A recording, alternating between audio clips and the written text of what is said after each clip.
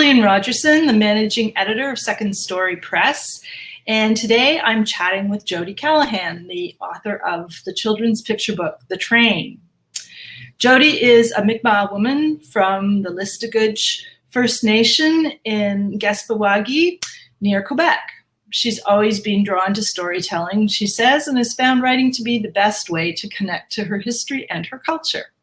Jody works as an adult educator in her community where she lives with her husband, her child, and her 2 pugs. Hi, Jody. Hi. Hi, let's start with The Train. Can you tell us a bit about the story and what inspired you to write the book?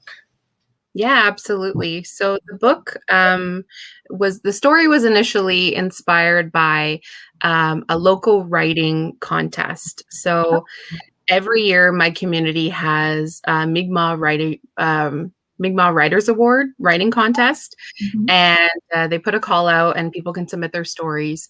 And at the time, I was working for APTN in Halifax as a video journalist, and I had been doing a lot of stories about the Canadian government's residential school apology and interviewing a lot of survivors, and it was really playing on my mind. I had been reflecting on a lot of things.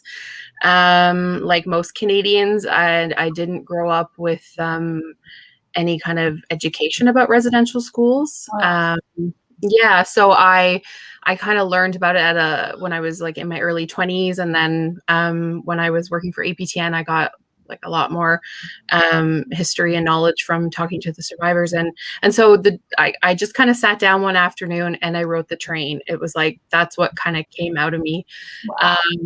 Yeah, and I really think it was like my way of processing all the emotions and feelings that I was, working with. And like how I felt when I learned about residential schools. So that's kind of like how the train started. And I actually have a copy of the original, if you can see the original story. So this was what was produced after I won the Mi'kmaq Writers Award in my community. And so this was printed and then distributed into my community. So yeah, it was a really big deal. It still is, but it was a big deal at the time to win that award and to have something that I love doing recognized by my community. So you said that you had just come to the stories of the residential schools through your work with the Aboriginal People's Television Network. Yeah. And how did that affect you? Can you talk about any particular stories that inspired you to write The Train? Yeah, for sure. The day of the apology, we were at the site of the Gespe'gewa'gi school, and I mean, this is like 10 plus years, right, ago. And I remember I can't quite remember if the train station was by the old school, but it was definitely in the community. And there was an elder there talking about how the kids were taken to Shubi, which is what they call the school. They were taken there by train from all over the province. And so he was kind of recalling like being a little kid and getting on the train and being scared and didn't really know what to expect. And I couldn't get this image out of my head. And, when we think about, especially with children with trains are always, it's like an exciting thing for a kid to get on a train. So I can imagine a lot of the children having this excitement, not really knowing what was going to happen when they arrived at the residential school. And so that always made me feel really, really, really sad, heartbroken. And it was just kind of like it was a haunting image for me. And so when I did sit down to write the story, that's kind of where I started, was just remembering that elder at the train tracks, and that's kind of where it took off. And the character, the uncle character in my story is partly inspired by the elder, but also very heavily inspired by my own great uncles. I was very fortunate. I grew up with many generations surrounding me, where I lived. my grandmother's brothers kind of lived around us. We live on like my family home was on a very small lane in our community. And so I was surrounded by my great uncles, and they really helped raise me and take care of me. And kind of like the relationship that Ashley has with her uncle in the story is very similar to the relationship that my sister and I had with our great uncles. And so I took their stories about their time at Indian Day School. My grandmother and my great uncles were survivors of the Indian Day School in Lesley. They didn't attend the Gespe'gewa'gi residential school, but they did attend the day school in the community, which had a very similar mission to the residential schools. The only difference was that they got to go home at the end of the day, and it wasn't a boarding school. But they experienced the same mistreatment and the same racism, the same abuse, the same trauma. So yeah, there was, it was, I guess for me, the story really came at a time where I maybe needed it to really process what was going on, all the things I was thinking about. So it does reflect some of your own experience growing up then. Absolutely. Like, when I wrote the story, I really knew, I guess I kind of unconsciously knew at the time to really kind of focus more on Ashley's perspective, because I'm not a survivor. I've experienced intergenerational trauma because of residential schools and Indian Day schools in my family and in my community as well. But I didn't go to residential school, so I didn't feel comfortable writing a story from that perspective. But I did feel comfortable writing it from the perspective of someone who's affected by that intergenerational trauma. Yeah, I think a lot of non-Indigenous people, we've heard about the residential schools and we know about the horrors that were perpetrated there, but the day schools, I think, are perhaps less well known outside of the First Nations. So it's disturbing, and to hear that those same experiences were a part of your grandmother and your great uncle's lives, even though they were still living at home in their families, that it could still invade their families. Absolutely. And I think one of the most lasting effects that we see from like, if I think of my family, was the loss of language. Mm-hmm. So for example, my grandmother and I think most of her siblings, the language stopped there. They didn't pass it on to their children because they were taught at school that is not a language that you speak to get ahead. That's not a language that has value. That's a bad language. It's a dirty language. There were, lots of words and profanities thrown around at them when they were speaking that language. So as a result, none of them taught their children that language. I can't think of anyone in my family who was directly taught. Obviously all of them grew up with some vocabulary, but it was never seen as something that you wanted to pass on to your children. So it wasn't a language that was spoken at home amongst parents and children. No, it was spoken amongst, like, my grandmother and her siblings would come over. And I remember being a small child and they'd be sitting at the table having coffee and speaking Mi'kmaq. And my sister and I would be, kind of playing around them. And we didn't, we understood a few words, but, they teach you like the bad words, but we didn't know, we couldn't communicate in the language. So that makes me, that's probably one of the most upsetting things for me, thinking about the trauma that Indigenous people have experienced. I think that's a very common thing. I know I've spoken to other people from different communities, different nations, and they've echoed the same thing, that, the language kind of stopped after that. So we're about to publish a dual language edition of the book, translated by Joe Wilmot. And I wonder if you can talk a little bit about the importance of materials published in Indigenous languages. I think for me, the most significant thing about this book is that it's now going to become a resource in my community, especially with our immersion programs. It is an available resource for them if they want, and I think that it's really nice to have that material available from a community member. And we have like an awesome language team in our community that Joe's a part of, and they're making all kinds of resources. So hopefully the train can find a home in there as well, because I think that it is significant to have something that you wrote translated into a language that you're still learning how to speak. And I'm very, very aware of that. And I have a friend, one of my close friends is a language teacher, and I know she's going to tell me, Jody, like, this book got published in Mi'kmaq, and it's coming out as a dual language book. You better learn how to read it. And I'm going to learn how to read it. And I'm going to, I can read a little bit, but I love that I have something that I created that's been translated. And that's a really big honor for me. And it's a challenge for me as well to know that this is something I need to learn how to read.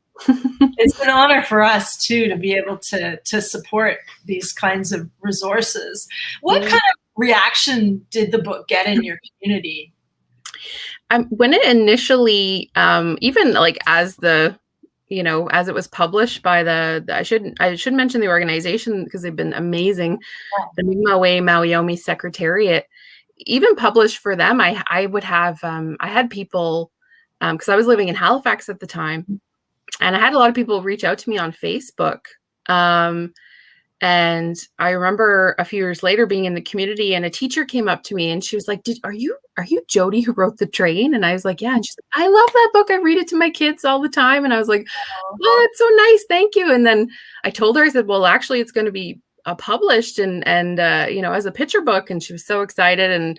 And when the book was published and came out into the community, it was very well received, and I've had a lot of support from the teachers at our local school, the Alexidau School.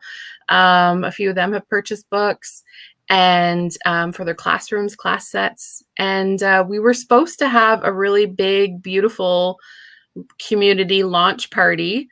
But it was right around the time that lockdown happened, so we had to cancel because we didn't want to put anyone at risk, and obviously we weren't allowed to gather. I think at the time we were being discouraged from gathering in big numbers, so we didn't get to kind of present it to the community just yet. But it's finding its foot in the community, and a lot of people are reaching out, and I think it's been good. I mean, I'm not the first published author from my community, which is awesome. It's great. So I think it's just been, I think it's nice for people in our community to see that we can do these things, that we can publish books, and we have lots of talented people in our community. So it's nice that way. Did the story change at all between your first version that you wrote that won the contest and the version that's appearing now? Not really. I think it kind of. I think I kept most of it the same, which is I don't know if I mentioned, but I wrote The Train 10 years ago, like over 10 years ago in 2009. So I don't think much. I mean, obviously it was edited much better than I originally edited it, but yeah, I don't think much had changed in terms of like the story or the message of the story. Like I think it's remained the same. I still had the same feelings and the same I wanted it to have the same message, I guess. So I mean, I think there are a few more and more Indigenous children's books coming out, but how important is it for both for kids from First Nations and for non-Indigenous kids to have these kinds of books out there? I think it's, I mean, it's something I'm really passionate. I think it's vital, right? At this point, I think that we need more representation in children's literature. I was doing a project last year for one of my master's courses, and I found a statistics, and it was an American statistic, but it said like in 2018, less than 1% of children's book characters were indigenous, and that was really shocking to me. I mean, not surprising, but also quite shocking. And I did some additional research to look at the Canadian statistics, and they weren't far off. They were very similar. And so, I mean, that says it all, I think, right there. You know, I think over 50% of children's book characters were animals. And, you know, if you can write all these stories about animals, you can give Indigenous people a space to write stories as well. Yes. I think that's, Yes. we deserve a little space there too. And I think too, it's really important to make sure the stories that are being told are authentic. Yes. And then that they're not, enforcing negative stereotypes or only portraying Indigenous people of the past, that we have like contemporary stories. Yeah. And I think one of the best ways to ensure that is to make sure that Indigenous people are telling those stories. Absolutely. I mean, we're living these lives, so let us tell stories about our lives. And I'm like a huge supporter of like the Own Voices movement, and that initiative, and seeing those stories come out. It's so important for Indigenous children to pick up books and see themselves in them. When I was a little girl, I had one book that was about Indigenous people, and it was an Indigenous telling of Cinderella, and it was called The Rough-Faced Girl, and it was written by a non-Indigenous man, and it was not good at all. I mean, it's not that it's a bad story, it's just the representation was really off. I mean, the family members, there was no kind of representation of the family values that I see at home. The imagery at some places was very disturbing because the front cover has a Native woman with her hands bandaged over her mouth, and it just was very, it just wasn't an accurate representation. And I remember being a little girl and always looking at that book because that was the only time I saw, Native people in a book. And I never got that representation in books. So I think in a sense, I maybe thought, well, maybe they just don't want to hear those stories. So why would I tell my story? Because people aren't looking to those books. And it was something that I always really wanted to do, was to write. And when you don't see yourself reflected, it's hard to kind of really put yourself in that position where you could write. Mm-hmm. So yeah, I just think it's like, it's so important. It's, I agree. It is.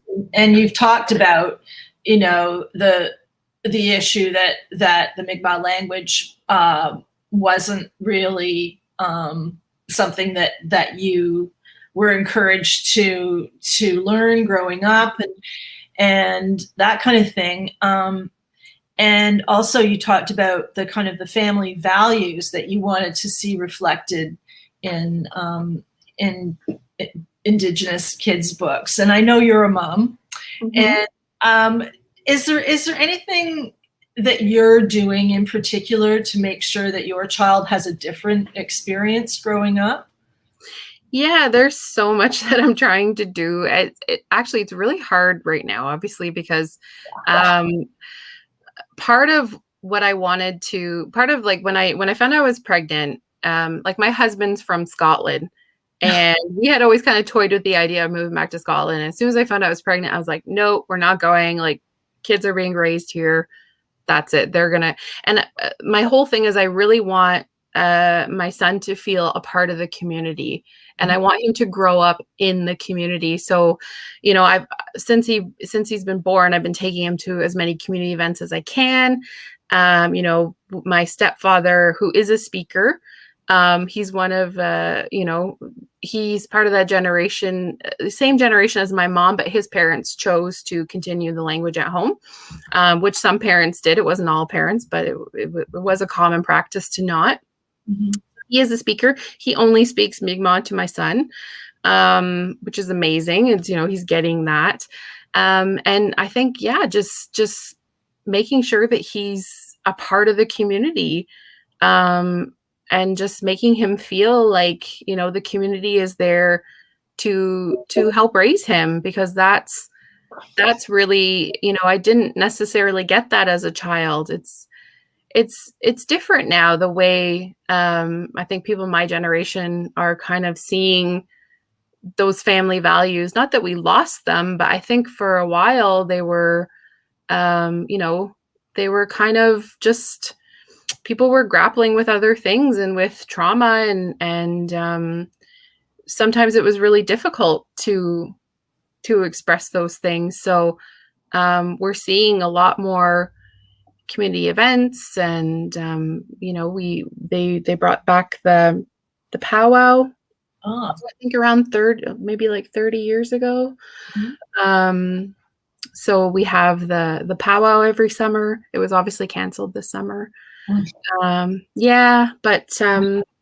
I just want him to be included in as much as possible. And when he's old enough, he's still just a toddler, but when he's old enough, I'm going to enroll him in our school in the community so that he can do Mi'kmaq immersion, and he'll be learning our language, from I think they start at Head Start when they're 3 or 4, and he'll be learning that as far as they teach it. So yeah, that was not available to me when I was a child. We didn't have our own school. We didn't have,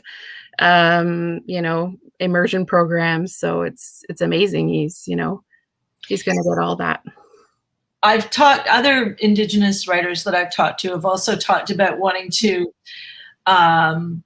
include, an Indigenous worldview in their books, and the ways that to show really kind of healthy Indigenous family relationships. Yep. And things like that, because so much of the stereotype that I think has been promoted in even, in maybe not necessarily so much in children's books, but certainly in books for older kids.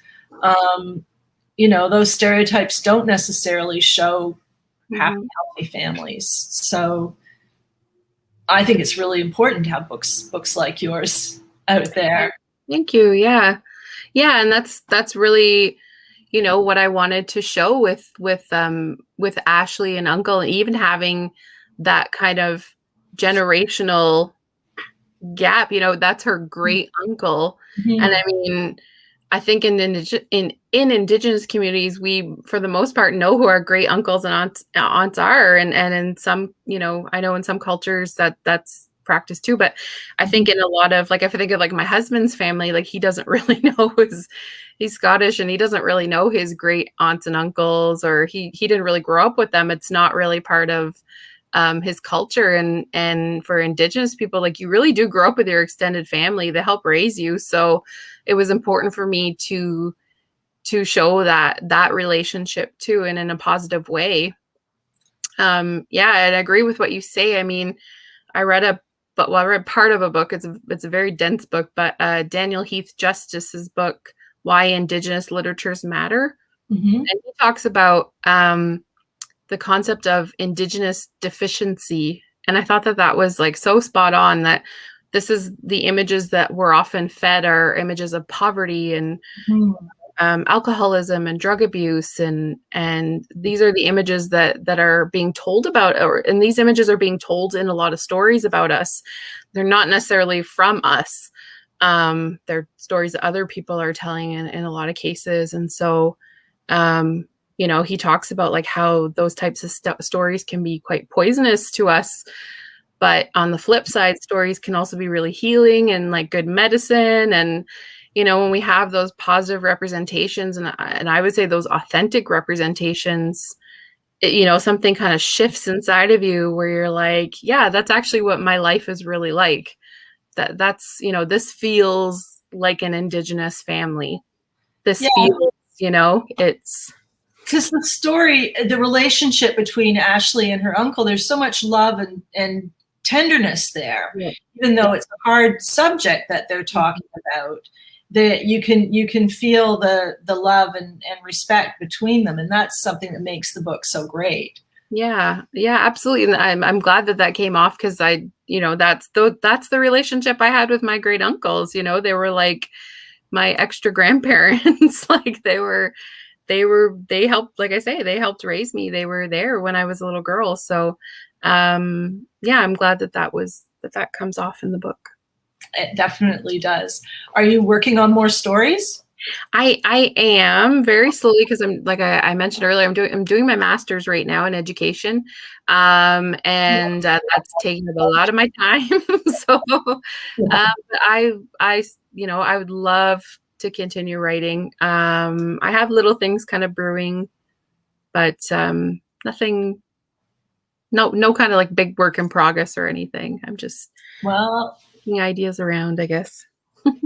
we will wait Yeah. for the next one.